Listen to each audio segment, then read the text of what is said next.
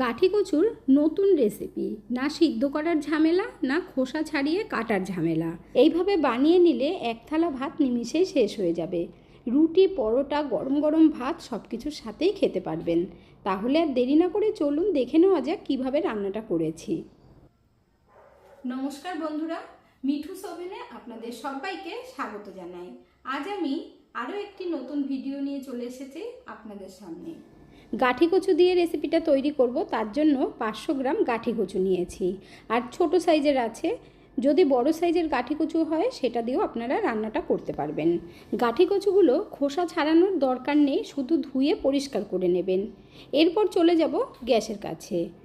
কড়াই বসিয়ে দিয়ে তার মধ্যে 1 চামচ সর্ষের তেল দিয়ে দিলাম। আর তেল গরম হবার পর একটা গোটা রসুন ছাড়িয়ে দিয়ে দিয়েছি। 15 থেকে 20 কোয়া রসুন হবে। রসুনগুলো হালকা করে ভেজে নিতে হবে। রসুন একটু ভাজা হয়ে গেলে দিয়ে দেব 2টো মিডিয়াম সাইজের পেঁয়াজ। পেঁয়াজগুলোকেও ভাজতে হবে রসুনের সাথে।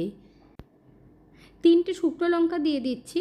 শুকনো লঙ্কাটা আপনাদের আন্দাজ মতো দেবেন, মানে যেমন ঝাল খাবেন তেমন দেবেন। এরপর দিয়ে দেব 3-4টে কাঁচা লঙ্কা। শুকনো লঙ্কা না দিতে চাইলে পুরোটাই কাঁচা লঙ্কা দিয়ে দেবেন। তার সাথে 2টো টমেটো দিয়ে দিয়েছি আর রাফলি কেটে দিতে হবে। এরপর আমরা কিছুক্ষণ ভেজে নিয়ে এর মধ্যে একটু ধনেপাতা দিয়ে দেব। ধনেপাতার ডাঁটি সমেতই দিয়ে দিয়েছি, ফেলার দরকার নেই। এরপর দিয়ে দেব হাফ গ্লাস মতো জল। জলটা দিয়ে ভালোভাবে আমরা মিশিয়ে নেব। এখন উপর থেকে একটা স্ট্যান্ড বসিয়ে দেবো। যদি এই স্ট্যান্ড না থাকে তাহলে ছোট বাটি বসিয়ে দেবেন। তারপর একটা টিফিন বক্স হোক বা বাটির মধ্যে গাঠি কচুগুলো দিয়ে স্ট্যান্ডের মধ্যে বসিয়ে দেব। ওপর থেকে ঢাকা দিয়ে 6 থেকে 7 মিনিট আমরা ভাপিয়ে নেব, তবে গ্যাসের ফ্লেমটাকে মিডিয়াম আঁচে রেখে। 7-8 মিনিট বাদে ঢাকনাটা তুলে নিচ্ছি। গাঠি কচুটা এমনভাবে সিদ্ধ করতে হবে যাতে একেবারে গলেও না যায় আবার কাঁচাও না থাকে। এখানে দেখুন চাকুটা ঢোকানোতে বুঝতেই পারছেন। এখন আমরা টিফিন বক্সটা তুলে নেব, তারপর ভালোভাবে ঠান্ডা করে নিতে হবে।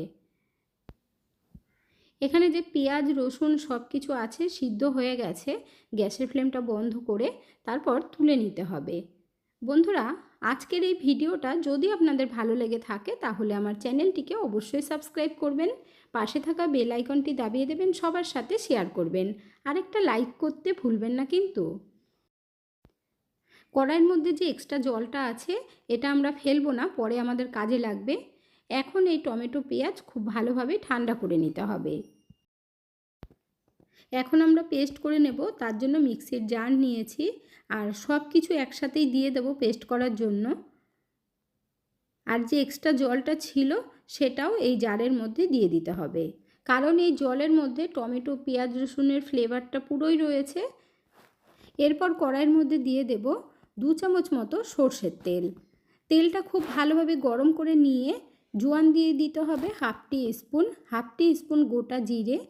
সব কিছু ভালোভাবে লাল হবার পর হাফ চামচ লঙ্কার গুঁড়ো, কাশ্মীরি লঙ্কার গুঁড়ো আর হলুদ দিয়ে দিতে হবে। তারপর অল্প জল দিয়ে মশলাটা আমরা কষিয়ে নেব, এতে করে কালারটা ভীষণ সুন্দর হবে।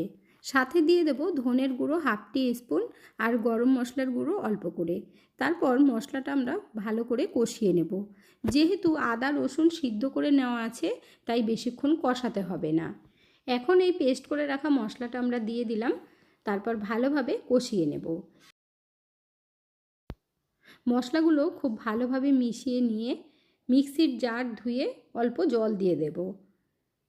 জলটা দিলে কি হবে, নিচ থেকে আর লাগবেও না আর ভালোভাবে কষানো হয়ে যাবে। কারণ খুব বেশিক্ষণ তো আমরা কষাবো না, তাড়াতাড়ি রান্নাটা যাতে হয়ে যায় সেই জন্য একদম সহজ পদ্ধতিতে আপনাদেরকে তৈরি করে দেখাচ্ছি। 1 মিনিট মতো মশলাটা কষিয়েই কিন্তু জল দিয়েছিলাম। এরপর ঢাকা দিয়ে 2-3 মিনিট রেখে দিতে হবে। এদিকে গাঠি কচুগুলো ঠান্ডা হবার পর কিভাবে ছুলে নিচ্ছি সেটাও আপনাদেরকে দেখিয়ে দিচ্ছি। হালকা হাতে একটু চাকু দিয়ে খোসাটাকে এইভাবে টান দেবেন, দেখবেন খুব সুন্দরভাবে উঠে যাবে। কাঁচা গাঠি কচুর খোসা ছাড়াতে অনেক টাইম লেগে যায়, তবে এইভাবে একটু ভাপিয়ে নিয়ে কাজটাও সুবিধে হয়ে যায় আর খোসাটাও খুব সুন্দরভাবে উঠে যায়। অনেক রকমভাবেই আপনারা গাঠি কচু রান্না করেছেন, তবে আমার পদ্ধতিতে একবার বানিয়ে দেখবেন। আশা করছি আপনাদের সকলের কাছে ভীষণ ভালো লাগবে। সব গাঠি কচুর খোসা ছাড়ানো হয়ে গেছে। এরপর এরকম একটা গ্রেটার নেবেন, তারপর গ্রেটারের সাহায্যে গ্রেট করে নিতে হবে। গাঠি কচুগুলো যেহেতু একটু ভাপ দিয়ে নেওয়া হয়েছে, তাই গ্রেট করতে ভীষণ সুবিধে হবে। খুব তাড়াতাড়ি হয়ে যায়, কাজটা করতে খুব বেশি সময় লাগবে না। সব গাঠি কচুগুলো গ্রেট করা হয়ে গেছে। এর মধ্যে এখন অল্প কিছু মশলা অ্যাড করব। প্রথমেই দিয়ে দেব কাশ্মীরি লঙ্কার গুঁড়ো একদম সামান্য পরিমাণে, আর একটু ধনেপাতা কুচি। তার সাথে দিতে হবে ধনের গুঁড়ো অল্প, মানে হাফ চামচেরও কম, আর অল্প গরম মশলার গুঁড়ো, স্বাদ মতো নুন, অল্প হলুদ, আর 2 চামচ বেসন দিয়ে তারপর ভালোভাবে মেখে নেব। খুব সুন্দর করে একটা ডোয়ের আকারে তৈরি করে নিতে হবে।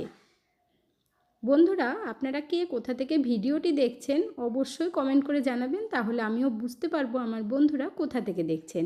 আপনারা সকলে এত সুন্দর সুন্দর কমেন্ট করেন, আপনাদের কমেন্টগুলো পড়তে আমার ভীষণ ভালো লাগে। এইভাবে পাশে থেকে সাপোর্ট করার জন্য অসংখ্য ধন্যবাদ। গাঠি কচুটা মাখার জন্য 3 চামচ মতো বেসন লেগেছে। তারপর হাতটা পরিষ্কার করে একটু তেল লাগিয়ে ছোট ছোট বলের মতো করে তৈরি করে নিতে হবে। এইভাবে তৈরি করার সময় হাতে অল্প তেল লাগিয়ে নেবেন, তাহলে আর লাগবে না। দেখুন, এখানে একটা তৈরি করা হয়ে গেছে। আর এইভাবে সব কটা আমরা একবারে তৈরি করে নেব। গাঠি কচুটা মাখার সময় অতিরিক্ত বেসন দেবেন না, তাহলে খেতে ভালো লাগবে না। এখানে দেখুন আরও একটা তৈরি করে নিয়েছি। সবগুলো তৈরি করার পর দেখতে কতটা সুন্দর লাগছে। এখন আমরা এটা সাইডে রেখে দেব। এদিকে আমাদের মশলাটাও কিন্তু ভালোভাবে কষানো হয়ে গেছে, আর দেখুন কালারটা কতটা সুন্দর হয়েছে। এর মধ্যে এখন জল দিতে হবে। গ্রেভি আপনারা যেরকম রাখবেন সেই আন্দাজে জলটা দেবেন, তবে আমি কিন্তু একটু বেশি করে জল দিচ্ছি। 1 গ্লাস মতো দিয়ে দিয়েছি। ঝোলটা খুব ভালোভাবে ফুটিয়ে নিতে হবে, আর গ্যাসের ফ্লেমটাকে লো আঁচে করে ঝোলটা ফোটাবো।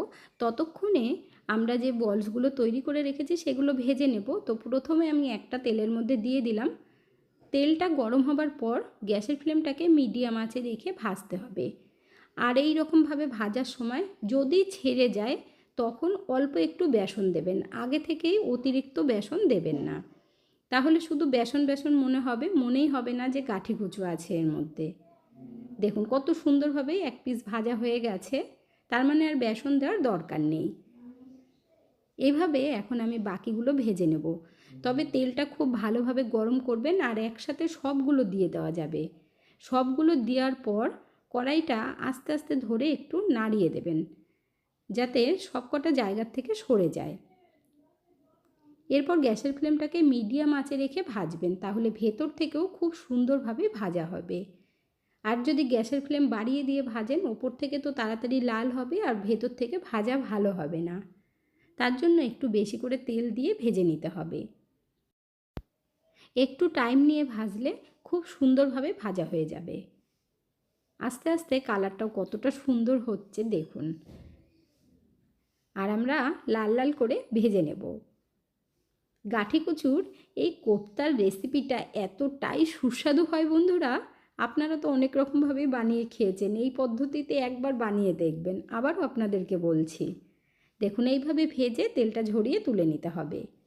এর থেকে আর বেশি লাল করার দরকার নেই।